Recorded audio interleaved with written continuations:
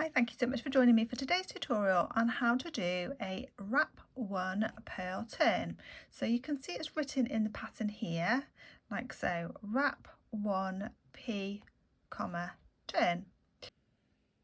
Okay, so for our wrap one purl turn, we are simply going to slip purlwise the next stitch from our left hand needle across onto our right hand needle. Now we're going to wrap the working yarn around that stitch so the yarn is on the right side of the work, the knit as if we were going to knit. Now we're going to slip that stitch back across onto the left hand needle, and we're going to bring the working yarn back around to the wrong side, to the purl side. Now we need to turn the work. So we literally are just going to turn the work like so. So that brings us to the knit side now. And you just follow now what the pattern tells you to do. So in my case, it says for the next row, I knit. So all that would mean is that I continue to knit these stitches. So I'm going to go ahead and do that.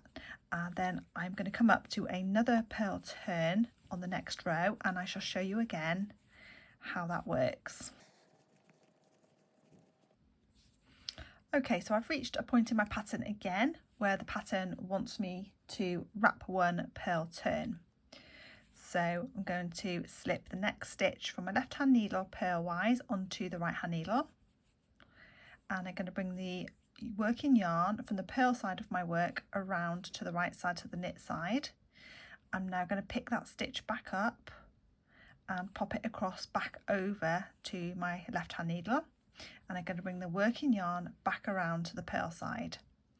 Now it wants us to turn our work, so we are literally going to turn our work around like so, and then again you continue with what the pattern asks you to do.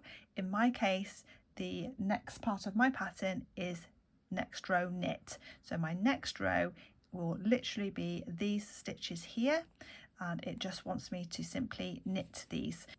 So I really hope that has helped you with your wrap one purl turns.